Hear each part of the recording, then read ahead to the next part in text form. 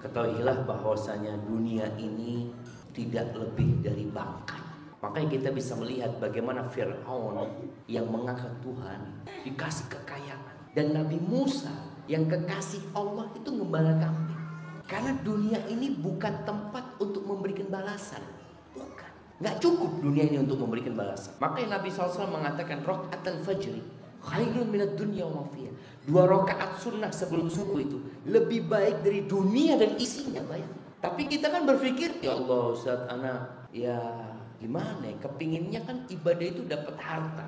Itu bermasalah dengan kita. Makanya tadi disebutkan kalau Allah cinta kepada hambanya, bukan Allah kasih harta. Nabi kita Muhammad alaihi salatu wassalam itu orang yang paling dicintain Allah. Ini berhubungan dengan pertanyaan yang terakhir tadi. Beliau sholat sampai bengkak kakinya, tapi beliau meninggal dunia, baju besinya digadaikan untuk beli gandum buat istri-istri. Itu menunjukkan memang bukan dunia balasan. Makanya Nabi SAW pernah beliau tidur di atas tikar yang membekas di perutnya. Ketika Umar melihat itu nangis.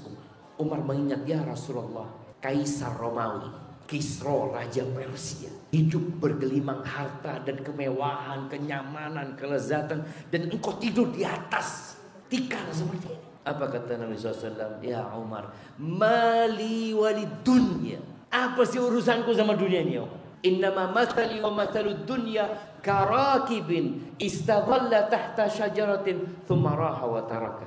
Permisalanku dengan dunia ini seperti seorang yang sedang dalam perjalanan, kemudian dia singgah di bawah pohon, lalu pergi meninggalkan dunia itu selama-lamanya. Dan itu yang terjadi. Makanya kita melihat bagaimana orang-orang itu nggak beribadah tapi kaya, dan Allah mengatakan, "Fala tu'jibka amwaluhum wala auladum." Engkau jangan takjub dengan harta mereka, dengan anak-anak mereka. Kenapa? Innama yuridullah liyu'adzibahum biha fil hayatid dunya.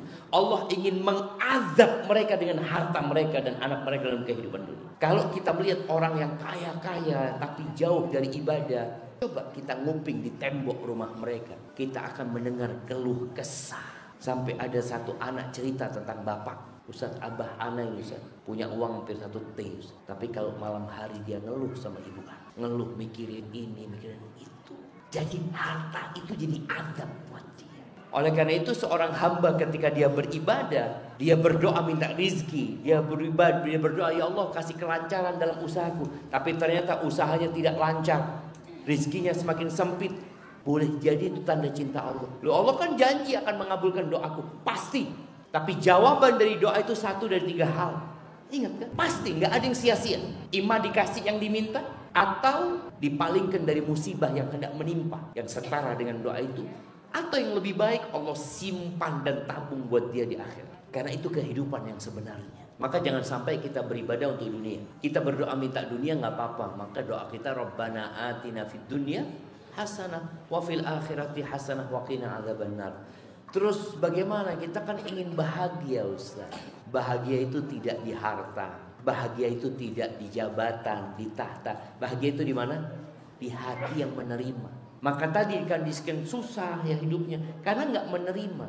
Ketika seorang menerima, kata Nabi SAW, irda bima qasamallahu lak takun agnan nas. Ridalah engkau dengan apa yang Allah bagikan buat engkau, engkau akan menjadi orang paling kaya di dunia. Nabi menyuruh kita melihat kepada yang di bawah kita. Tadi kan diceritakan melihat kepada tetangga yang lebih sukses.